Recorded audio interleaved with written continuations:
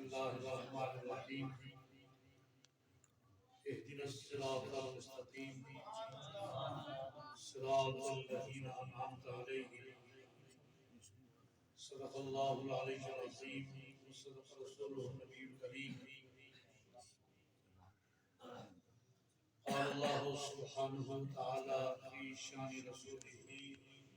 مخبرا وآمرا إن الله وملائكته يصلون على النبي يا أيها الذين آمنوا صلوا عليه وسلموا تسليما اللهم صل على سيدنا الصلاة والسلام عليك يا رسول الله الصلاة والسلام عليك يا حبيب الله انتہائی تقریم و تعظیم کے لائق اسٹیج پر جلوہ فرما معزز علماء کرام بالخصوص آج کی اس تقریب کے میزبان فخر اہل سنت خطیب ملت حضرت علامہ انوار الحسن صاحب دامن برکات اللہ علیہ عزیزم مولانا شفیع صاحب بزرگان دین نظر حاضرین چونکہ میرے گرد و پیش علماء کرام تشریف فرما ہیں تو میں نام سب کے نہیں جانتا اس لیے اس کے لیے معذرت میری محبت ہے سب کے لیے ماشاءاللہ آج کی یہ عظیم الشان تقریب جیسے کہ مجھے بتایا گیا ہے اور میں نے سنا ہے یہاں پر کہ یہ اس مسجد کی ایک عظیم محسن اہل سنت کا ایک عظیم ستارہ حضرت علامہ قاری محمد صدیق صاحب کی یاد میں منعقد کی گئی ہے اور بعنوان میلاد النبی صلی اللہ علیہ وسلم اس کا انعقاد کیا گیا ماشاءاللہ ماشاءاللہ میں نے دیکھا کہ اہل محبت نے جس طرح سرکار دو عالم صلی اللہ تعالی علیہ وسلم کی محبت میں بھول نچھاور کیے ہیں اور عہدیہ عقل پیش کیا ہے وہ بھی مثال صاحب اور پھر میں نے یہ بھی دیکھا کہ جس عظیم محسن کی یاد میں آپ لوگوں نے یہ عظیم الشان مجلس منعقد کی ہے وہ کتنے خوش وقت ہیں کہ آج اللہ کے گھر میں ان کی یاد تازہ کی جا رہی ہے ماشاءاللہ اور ان کے احسان ثواب کے لیے یہ تقریب منعقد کی گئی ہے یہ ان کا احسان تھا جو انہوں نے جتایا تو نہیں لیکن یہ احسان تھا ان کا جس کا آپ اظہار کر رہے ہیں انہوں نے آپ کو دین سکھایا ہے اور دین کی تعلیم دی ہے اور اللہ تعالیٰ احسان کو بدلہ دیتا ہے آج آپ کی زبانوں سے ان کے لیے کلمات خیر نکل رہے ہیں ماشاءاللہ اور آپ کے ہاتھ ان کے لیے دعا کے سلسلے میں اٹھ رہے ہیں یہ ہر ایک کے نصیب نہیں ہوتے دنیا میں کروڑوں اربوں لوگ آئے ہیں دنیا سے چلے گئے ہیں یہ کم لوگوں کو نصیب ہوتا ہے کہ ان کے دنیا سے جانے کے بعد لوگ ان کو اچھے الفاظ میں یاد کریں سبحان اللہ لوگ ان کے لیے دعائیں کرتے رہے ماشاءاللہ یہ عظیم لوگوں میں سے قاری محمد صدیق صاحب بھی ہیں اور جب آپ ایک عظیم مسجد کی یاد میں اصالہ ثواب سے تقریب منعقد کرتے ہیں اور ان کے لیے دعا کرتے ہیں تو میں پورے وثوق سے اور پورے یقین سے کہتا ہوں کہ آپ میں سے ہر ایک کو اللہ کریم یہ اعزاز عطا کرے گا کہ جب آپ دنیا سے جائیں گے تو لوگ آپ کے لیے دعا کریں گے سبحان اللہ سبحان اللہ ہم چونکہ ایک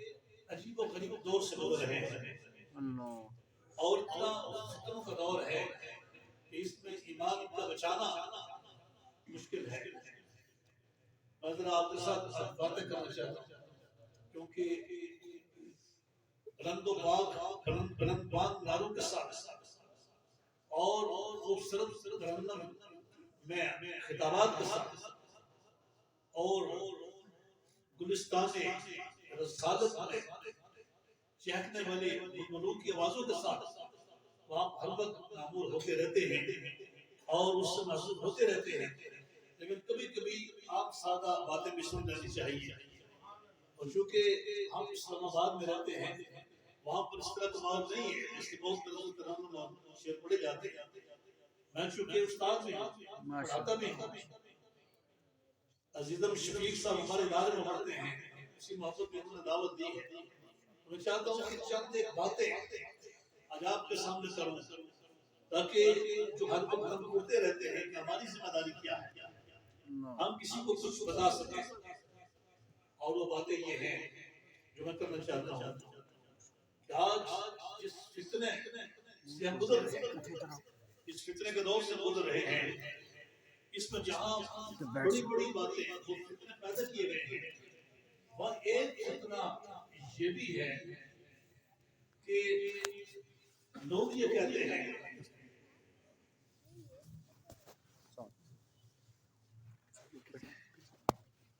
وہاں ایک فتنہ یہ بھی ہے کہ باوجود اس کے کہ لوگ دنیا سے جانے والوں کے لیے دعائیں کرتے ہیں، دنیا سے جانے والوں کے لیے دعاؤں کا سلسلہ طویل عرصہ سے جاری ہے، صحابہ کرام سے لے کر جاری ہے، لیکن اس کے باوجود بھی نیٹ کی خرابیوں کی وجہ سے نیٹ پر سوشل میڈیا پر آج ایسے لوگ آ کر بیٹھ گئے ہیں کہ وہ اس طرح کی تعلیمات دے رہے ہیں کہ جو دنیا سے چلا جاتا ہے اس کو کوئی ثواب نہیں ملتا، اس کو کوئی ثواب نہیں ملتا، اس کا عمل کا ثواب ہوتا ہے، کسی کی دعا کا، کسی کے اظہار ثواب کا اس سے کوئی ثواب نہیں ملتا، کچھ نہیں ہوتا۔ کتنے لوگ ایسے ہیں کہ جن کے ایمان تشکیک کا شکار ہو گئے، جو شک و شبہات کا شکار ہو گئے، کتنے لوگ ایسے ہیں۔ اس لیے ہمیں یہ معلوم ہونا چاہیے کہ ہم ایسا کیوں کرتے ہیں۔ جو لوگ دنیا سے جاتے ہیں ان کے لیے اظہار ثواب کی تقریب کیوں منعقد کرتے ہیں، ان کے لیے ہم قرآن خوانی کیوں کرتے ہیں، ان کے لیے ہم صدقات و خیرات کیوں کرتے ہیں؟ کیا واقعی ان کا ثواب پہنچتا ہے یا ان کا ثواب نہیں پہنچتا ہے؟ میں یہ عرض کرتا ہوں کہ برادران اسلام، یہ صرف اسلام کا اعزاز ہے اور اسلام کی برکتیں ہیں کہ وہ دنیا سے چلے جانے والوں کے لیے، دنیا والوں کی طرف سے جو دعاؤں کا سلسلہ جاری ہوتا ہے،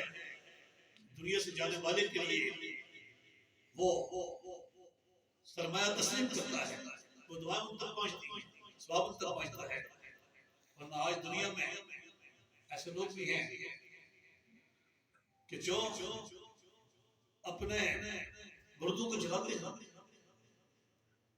اور وہ سمجھتے ہیں کہ جو دنیا میں آئے ہیں چلے گئے، اب اس کے بعد ان کا کوئی حصہ نہیں، ان کے لیے دعائیں کرنے والا کوئی نہیں۔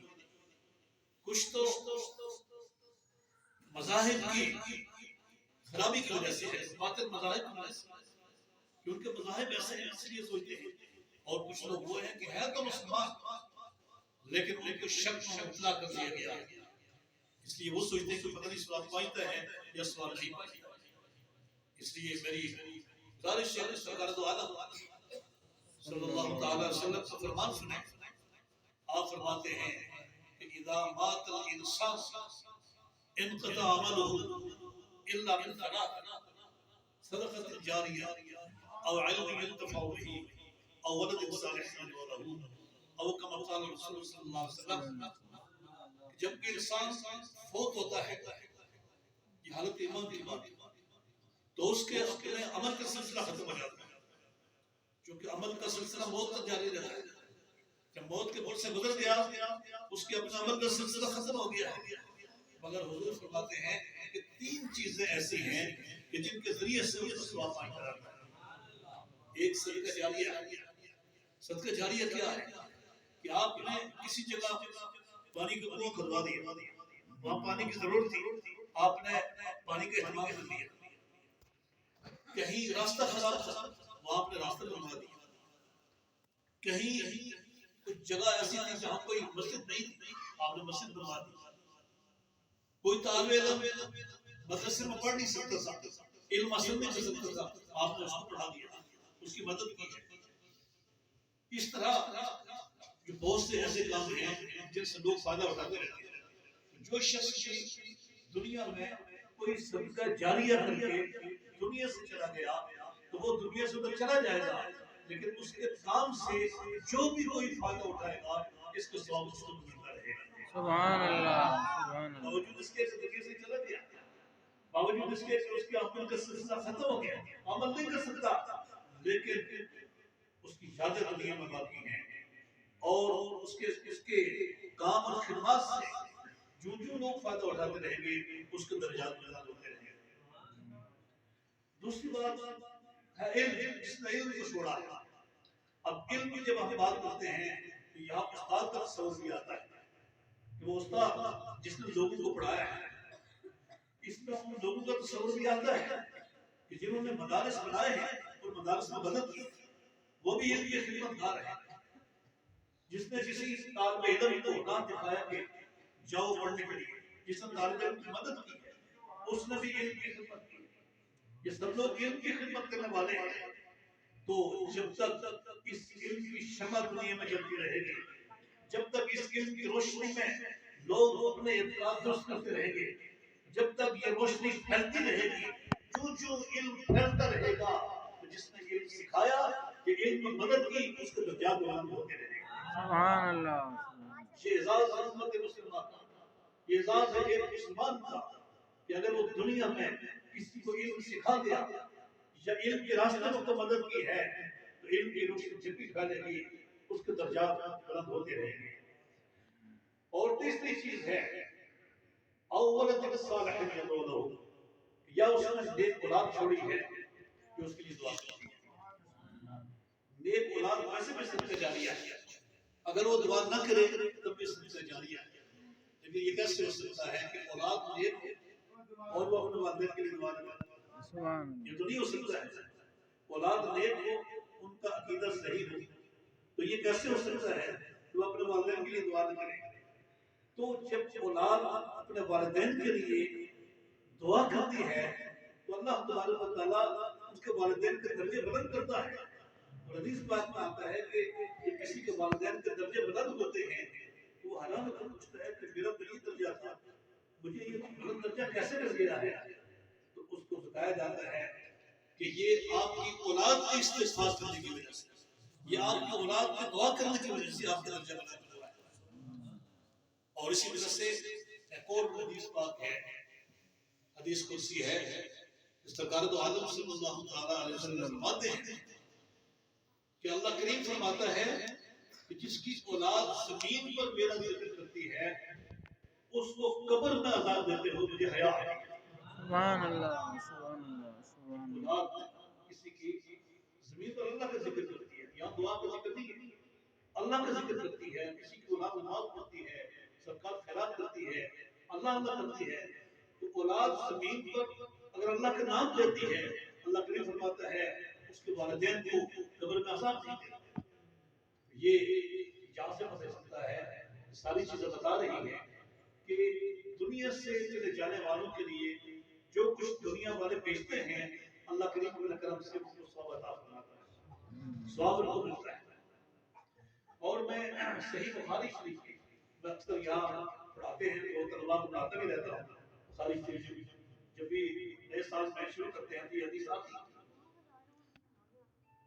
کہ سرکار دو عالم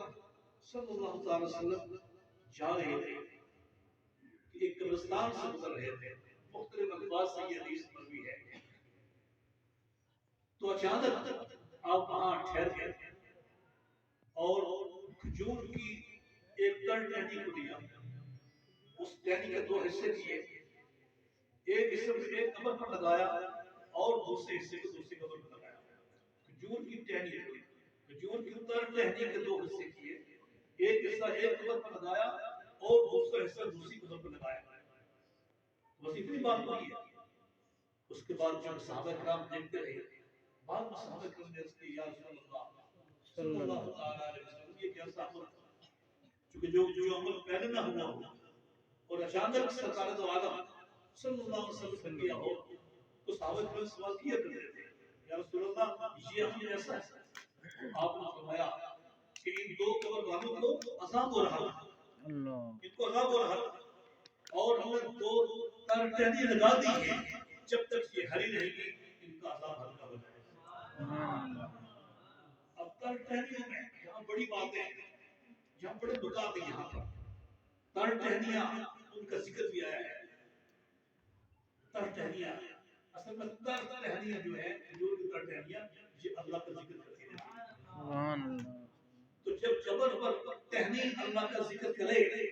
تو صاحب قبر کو فائدہ پہنچتا ہے۔ تو جب اشرف المخلوقات انسان اللہ کا قرآن پڑھ کر ثواب بھیجے تو ثواب کیسے نہیں پائے گا؟ سبحان اللہ سبحان اللہ سبحان اللہ۔ انسان ظاہر ہے دو چیزیں ہیں، انسان کی ٹہنی یا انسان افسر ہے، یہ ٹہنی ہے انسان افسر ہے نا، انسان تو خانہ کعبہ سے افسر انسان نہیں بلکہ اس کی بات کرتے ہیں مومن کی بات کرتے ہیں، عام انسان نہیں مومن کی بات کرتے ہیں کہ مومن کے بارے میں رسول اللہ صلی اللہ علیہ وسلم نے دوران طواف کھڑے ہو کر خانہ کعبہ سے خطاب کیا۔ اب دوران طواف کھڑے ہوئے اور خانہ کعبہ کی طرف مڑ کر آپ نے خانہ کعبہ سے باتیں کی اور آپ نے فرمایا ہے اے خانہ کعبہ تو کتنا پیارا ہے اور تیری خوشبو کتنی پیاری ہے، والذی نفس محمد بیدہ لحرمت المؤمن اعظم منک، یہ قسم اور ذات کی جس کے قبضے میں محمد کی جان ہے، مومن کی عزت سے زیادہ ہے۔ سبحان اللہ سبحان اللہ سبحان مومن کی اللہ، عزت خانہ کعبہ سے زیادہ ہے۔ کیا بات۔ تو مومن جب اپنے مومن بھائی کے لیے دعا کرتا ہے تو اس کی مقبولیت کا عالم کیا ہے؟ سبحان اللہ۔ اس لیے اہل ایمان دعا کرتے ہیں تاکہ ہمارا بھائی جو دنیا سے گیا ہے اس کو اس سے فائدہ پہنچے۔ اور یہاں جہاں پر یہ بتایا گیا ہے کہ ٹہنیوں سے عذاب میں تخفیف ہوتی ہے تو بہت سے صحابہ کرام نے بعد میں حضرت ابو سعید خدری رضی اللہ تعالیٰ عنہ اور ایک اور صحابی ہیں، انہوں نے بھی وصیت کی تھی کہ میری وفات کے بعد حضور کتنا ٹہنیاں ہماری قبر میں ڈال دیں، انہوں نے وصیت کی تھی۔ اور یہاں ایک دوسری بات کہ مقام مصطفیٰ اور شان مصطفیٰ ظاہر ہے اور وہ یہ ہے کہ قبر سے گزرتے ہوئے آپ بھی قبرستان سے گزرتے رہتے ہیں، کیا آپ نے کبھی کسی قبر میں کسی کو دیکھا ہے؟ کسی ٹوٹی ہوئی قبر میں کسی کو دیکھا ہے؟ قبرستان سے چلتے ہوئے کبھی کوئی آواز سنی آپ نے؟